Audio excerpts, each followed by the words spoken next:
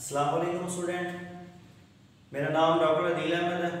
जिस तरह के हम 2 लेक्चर में डिस्कस कर चुके हैं इंट्रोडक्शन टू बायोलॉजी में ब्रांचेस और उसके बारे में थोड़ा सा इंट्रोडक्शन। आज हमारा 3rd लेक्चर है लेवल ऑफ ऑर्गेनाइजेशन। अब हमें सबसे पहले ये पता होना चाहिए कि लेवल ऑफ ऑर्गेनाइजेशन होता क्या है। तो इसकी जो डेफिनेशन है, study of biology at various level that is called organisation level. हम जब लिविंग ऑर्गेनिज्म को, लाइफ को वेरियस यानी कि मुख्तलिफ लेवल पे स्टडी करते हैं कि वो किस तरह बनी, सबसे छोटा पार्टिकल कौन सा है बॉडी के अंदर, उससे बड़ा कौन सा है, उससे कौन सा बड़ा है, तो उसको हम कहते हैं ऑर्गेनाइजेशन लेवल। यानी कि जानदारों की तंजीम के जो दर्जात हैं उसकी स्टडी को आप लेवल ऑफ ऑर्गेनाइजेशन कहते हैं। अब हमारे पास सबसे पहले आपको पता है कि सेल होता है। सेल के अंदर बहुत ही इंपॉर्टेंट एक पार्ट होता है जिसको हम प्रोटोप्लाज्म कहते हैं। प्रोटोप्लाज्म सेल के अंदर जो आपको पता है जो है ना वो पार्ट है, पोर्शन है जो सेल के अंदर मौजूद होता है उसको प्रोटोप्लाज्म कहते हैं। इसके अंदर बहुत सारे जो है केमिकल रिएक्शन होते हैं जो कि सेल के अंदर बहुत जरूरी है, वो परफॉर्म करता है प्रोटोप्लाज्म का पोर्शन। अब हम नेक्स्ट स्टडी करेंगे कि कौन कौन से जानदारों की तंजीम के दर्जात होते हैं। नंबर 1 पे एटॉमिक एंड सब एटॉमिक लेवल है, नंबर 2 पे मॉलिक्यूलर लेवल है। फिर आपको पता है कि आपने जैसे 9 में पढ़ा हुआ है कि उसके बाद ऑर्गेनेली लेवल है, सेल लेवल है, टिश्यू लेवल है, उसके बाद organ and organ system level है, इंडिविजुअल लेवल है, पॉपुलेशन लेवल है, कम्युनिटी लेवल है, इकोसिस्टम का लेवल है और बायोस्फीयर है। अब हम डिटेल से डिस्कस करेंगे। जो आज का हमारा ऑब्जेक्टिव है वो 2 एटॉमिक एंड सब एटॉमिक लेवल। उसके बाद हम मॉलिक्यूलर लेवल के बारे में डिस्कस करेंगे स्टूडेंट। तो सबसे पहले एटॉमिक लेवल और सब एटॉमिक लेवल के बारे में डिस्कस करते हैं। जिस तरह आप जान देंगे, atom is the smallest particle of an element that can't be see with naked eye. जो एटम है एलिमेंट का, वो छोटे से छोटा जर्रा होता है, वो पार्टिकल होता है जिसको हम अपनी आंख जो आम आंख है इससे नहीं देख सकते। उसके बाद आपको पता है कि लिविंग और नॉन लिविंग जितने भी मैटर हैं वो एटम से मिलकर बने होते हैं। एटम को हम फिर बता रहा हूं कि smallest particle that can't be see with naked आई।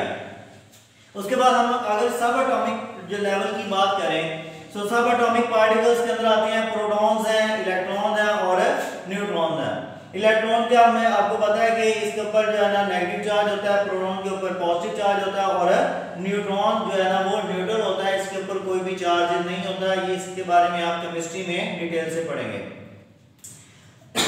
अब हम बात करते हैं कि बेटा जो कुदरती तौर पे नेचुरली 92 एलिमेंट्स मौजूद हैं, इनमें से कुछ ऐसे हैं कि जो लिविंग ऑर्गेनिज्म की बॉडी के अंदर मौजूद होते हैं। उन एलिमेंट्स वो कितने हैं? वो 16 एलिमेंट्स हैं जो लिविंग ऑर्गेनिज्म की बॉडी को बनाते हैं। वो सिर्फ और सिर्फ 16 है आउट ऑफ 92। अब जो 16 ये है, इन्होंने लिविंग ऑर्गेनिज्म की बॉडी के अंदर क्या बनाना होता है कि लिविंग ऑर्गेनिज्म की जो बॉडी का मैस है उसकी फॉर्मेशन करनी होती है। इसलिए हम उनको बायो एलिमेंट्स भी कहते हैं। बायो का मतलब आपको पता है लाइफ है, एलिमेंट्स का मतलब एलिमेंट ही होगा, इसलिए इन 16 को बायो एलिमेंट्स कहते हैं क्योंकि ये लिविंग ऑर्गेनिज्म की बॉडी के अंदर मौजूद होते हैं, प्रेजेंट होते हैं, इसलिए हम इन 16 को ही बायो एलिमेंट्स कहते हैं।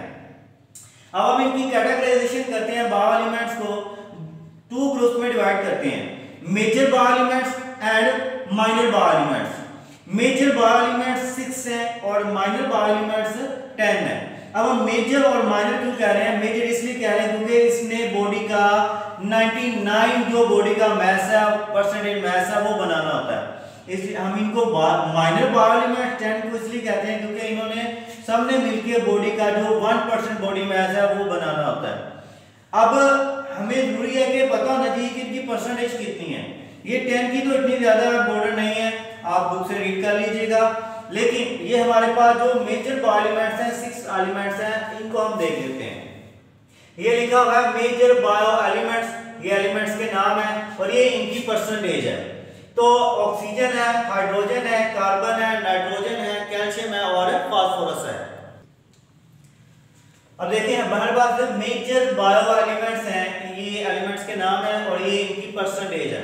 जिस तरह हम बात कर रहे थे कि major bio elements 99% of body mass बनाते हैं, तो इसमें से नंबर 1 पे ऑक्सीजन है, हाइड्रोजन है, कार्बन है, नाइट्रोजन है, कैल्शियम है और फास्फोरस है। जो ऑक्सीजन की परसेंटेज है वो 65% है, जो इसमें से हाइड्रोजन की है वो 18% है, कार्बन की जो है वो 10% है, नाइट्रोजन की 3% है, कैल्शियम की 2% है और जो फास्फोरस है ये हमारे पास 1% आता है। याद रखिएगा कैल्शियम और फास्फोरस को स्टूडेंट जो है ना वो कर देते हैं नीचे पीछे, इसकी वैल्यूज याद नहीं होती। आप इसकी याद रखिएगा बॉडी में भी नेचुरली तौर पे जो कैल्शियम है वो इसकी रेशियो बना के आप इधर कैल्शियम और फास्फोरस है इधर आप 2 लिख सकते हैं और फास्फोरस हाफ लिख सकते हैं। आपके पास जो मिल्क पैकिंग आती है या कोई भी आपके पास जो है ना वो प्रोसेस आता है जिसमें कैल्शियम और फास्फोरस की कंपोजिशन होती है, उसमें जो कंपोजिशन है वो भी यही होती है कि जो अकॉर्डिंग टू बॉडी रिक्वायरमेंट्स है, कैल्शियम 2% होता है और फास्फोरस 1% होता है। तो इसलिए आप इनको आसानी से याद कर सकते हैं और बाकी तो आपको पता है वो इजीली है क्योंकि यहाँ पे कंफ्यूजन होते हैं स्टूडेंट। और नाइट्रोजन की भी आपको बात पता है, नाइट्रोजन ही रह जाता है, वो आपको इजीली याद आ जाएगी कि उसकी 3% है। अब आप इसको प्लस कर सकते हैं तो ये क्या बनाएंगे 99 जो है ना वो बॉडी का मास बनेगा। वो कौन बनाते हैं मेजर बायो एलिमेंट्स। आपको क्वेश्चन आएगा write down what define the bioelements and also write down the composition या फिर percentage of major bioelements। तो आपने major bioelements की पहले डेफिनेशन लिखनी है, bioelements की सॉरी डेफिनेशन लिखनी है और उसके बाद आपने ये टेबल ड्रा करके विद आपने इसकी परसेंटेज आपने ड्रा करना है। उसके बाद हमारा नेक्स्ट लेवल है मॉलिक्यूलर लेवल, इसे आप मोलेकुलर लेवल भी कह सकते हैं। हमें पहले पता होना चाहिए कि मॉलिक्यूल्स होते क्या हैं। जिस तरह स्टूडेंट हम सब जानते हैं कि जो एलिमेंट्स हैं इनकी नेचर है कि ये ज्यादातर अपना अकेली हालत में अकेले अलग अलग नहीं रह सकते। ये क्या करते हैं कि एक दूसरे के साथ मिल के रहने की कोशिश करते हैं। ज्यादातर एलिमेंट्स ऐसे हैं कि जो अकेले नहीं रह सकते, आइसोलेटेड फॉर्म में नहीं रह सकते। तो ये क्या करेंगे, bio elements do not occur in isolated form, rather they combine through ionic or covalent bonds and make stable particle called molecules or compound। या उसको molecules कहते हैं या फिर आप उसको compound भी कह सकते हैं। याद रखें बेटा, फिर सुन लें कि जो एलिमेंट्स हैं, एलिमेंट्स आइसोलेटेड फॉर्म में नहीं रह सकते। वो क्या करते हैं कि एक दूसरे से मिलने के लिए या तो आयोनिक बॉन्ड के जरिए मिलेंगे या फिर कोवेलेंट बॉन्ड के जरिए मिलेंगे और एक स्टेबल पार्टिकल बनाते हैं जो इतनी जल्दी टूटता नहीं है। आप उसको क्या कहेंगे, मॉलिक्यूल्स कहेंगे या फिर कंपाउंड कहेंगे। अब बॉडी के अंदर, लिविंग बॉडी के अंदर जो है ना वो मॉलिक्यूल्स की 2 टाइप्स हैं कि वो 2 तरह से रह सकते हैं। टाइप ऑफ मॉलिक्यूल में डिस्कस करते हैं माइक्रो मॉलिक्यूल्स और मैक्रो मॉलिक्यूल। जिस तरह के हमें लफ्ज ही इंडिकेट कर रहा है कि ये जो MICR माइक्रो है इसका मतलब स्मॉल होता है और MACR मैक्रो का मतलब होता है लार्ज। अगर ये स्मॉल है तो इसका मतलब है कि यहाँ पे हम वेट के हिसाब से बात करेंगे। आपको पता है हर एलिमेंट्स का एक मैस होता है, मैस के अकॉर्डिंग टू आप उसका जो है ना वो वेट निकाल दें। जैसे आप जो है ना वो एलिमेंट्स का जो है ना वो मैस कहते हैं, एटॉमिक मैस कहते हैं। अब हम माइक्रो मॉलिक्यूल्स की बात करें, माइक्रो का मतलब होता है लार्ज, इसका मतलब है इसका वेट भी ज्यादा होगा।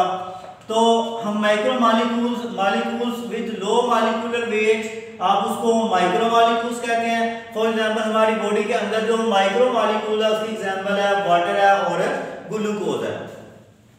हम बात करते हैं मैक्रो मॉलिक्यूल्स। मैक्रो मॉलिक्यूल्स वो मॉलिक्यूल्स जिनका मॉलिक्यूलर जो वेट है वो हाई होता है, ज्यादा होता है, हम उनको मैक्रो मॉलिक्यूल्स कहते हैं। बॉडी के अंदर, हमारी बॉडी के अंदर लाइक स्टार्च है, प्रोटीन्स हैं, अमीनो एसिड्स हैं, ये इनका जो मॉलिक्यूलर वेट है वो ज्यादा होता है, इसलिए हम इसको मैक्रो मॉलिक्यूल्स में कैटेगराइज करते हैं। ये उसकी सी types on the basis of मैस की बेस पे। अब हमारे पास इसकी और नेक्स्ट टाइप्स हैं 2 मॉलिक्यूल्स की on the base of nature. इसकी नेचर किस तरह की होती है, और जिस तरह हम जानते हैं कि या तो कोई मॉलिक्यूल ऑर्गेनिक होता है या फिर इनऑर्गेनिक मॉलिक्यूल होता है। ऑर्गेनिक मॉलिक्यूल्स वो होते हैं स्टूडेंट जिनके अंदर कार्बन और हाइड्रोजन एक ही वक्त में मौजूद होते हैं। वो मॉलिक्यूल जिनके अंदर कार्बन और हाइड्रोजन दोनों एक ही वक्त में मौजूद होते हैं, हम उनको ऑर्गेनिक मॉलिक्यूल्स कहते हैं। इनऑर्गेनिक मॉलिक्यूल्स वो होते हैं जिनके अंदर या तो सिर्फ कार्बन या हाइड्रोजन या दोनों ही नहीं होते, यानी कि कार्बन और हाइड्रोजन एलिमेंट दोनों एट अ टाइम मौजूद नहीं होते, आप उनको इनऑर्गेनिक मॉलिक्यूल्स कहते हैं। लाइक इस एग्जांपल है ऑर्गेनिक की हमारे पास है ग्लूकोज है, C6 6H12, आप देखें कार्बन भी आ रहा है और हाइड्रोजन भी आ रहा है। तो ये कौन से हमारे पास ऑर्गेनिक मॉलिक्यूल है। एट अ टाइम हमारे पास कार्बन भी है और हाइड्रोजन भी है। लेकिन अगर हम बात करें इनऑर्गेनिक मॉलिक्यूल्स की, इनऑर्गेनिक मॉलिक्यूल में मैंने जैसे कि आपको यहाँ तो सिर्फ कार्बन हो सकता है, यहाँ हाइड्रोजन, यहाँ में भी दोनों में से कोई भी ना हो, तो हम उनको क्या कहते हैं, इनऑर्गेनिक मॉलिक्यूल्स कहते हैं। तो इनऑर्गेनिक मॉलिक्यूल्स के अंदर आपके पास एग्जांपल कौन सी है, कार्बन डाइऑक्साइड है। देखिए कार्बन डाइऑक्साइड के अंदर कार्बन है, हाइड्रोजन नहीं है। लेकिन उसके अलावा हमारे पास कौन सा है, वाटर भी है। वाटर के अंदर देखिए हाइड्रोजन तो मौजूद है लेकिन इसके अंदर कार्बन मौजूद नहीं है, इसलिए हम इनको क्या कहते हैं, इनऑर्गेनिक मॉलिक्यूल्स कहते हैं। आगे हमारे पास है कि जो मॉलिक्यूल्स हैं, मॉलिक्यूल जो है आपको पता है कि 100 ऑफ मॉलिक्यूल्स बॉडी के अंदर आपस में मिलते हैं, आपस में मिलके क्या बनाते हैं कि ऑर्गेनल एंड सेल लेवल बनाते हैं। तो हमारे पास एग्जांपल है ऑर्गेनिक मॉलिक्यूल्स की जो बॉडी के अंदर मौजूद होते हैं, लाइक अमीनो एसिड्स हैं, प्रोटीन है, ग्लिसरॉल है, एटीपी है, एडीपी है और एएमपी भी जो है ना, ATP mean adenosine triphosphate, ADP mean adenosine diphosphate. ये आप ऑर्गेनेल्स के अंदर पढ़ेंगे, डिफरेंट जो है ना पार्ट्स होते हैं, सब्सटेंसेस होती हैं, उसके अलावा भी आप जो है ना उसके बारे में डिस्कस करेंगे। अब यहाँ पे मैं आपको बताना चाहता हूँ दो तरह के हमने यहाँ पे ऑर्गेनिज्म को डिस्कस करना है। एक हमारे पास आ जाते हैं प्रोकैरियोट्स और दूसरे हमारे पास आ जाते हैं यूकैरियोट्स। प्रोकैरियोट्स के अंदर वो ऑर्गेनिज्म होते हैं जिनकी बॉडी का सिर्फ समझें कि सिंपल ऑर्गेनिज्म हम उनको कहते हैं क्योंकि उनकी बॉडी एक सेल से मिलकर बनी होती है। लेकिन जो यूकैरियोटिक्स हैं, यूकैरियोटिक के जो बॉडी है, जिस तरह एनिमल्स हैं, प्लांट्स हैं, ट्रिलियन ऑफ सेल से मिलकर बनी होती है।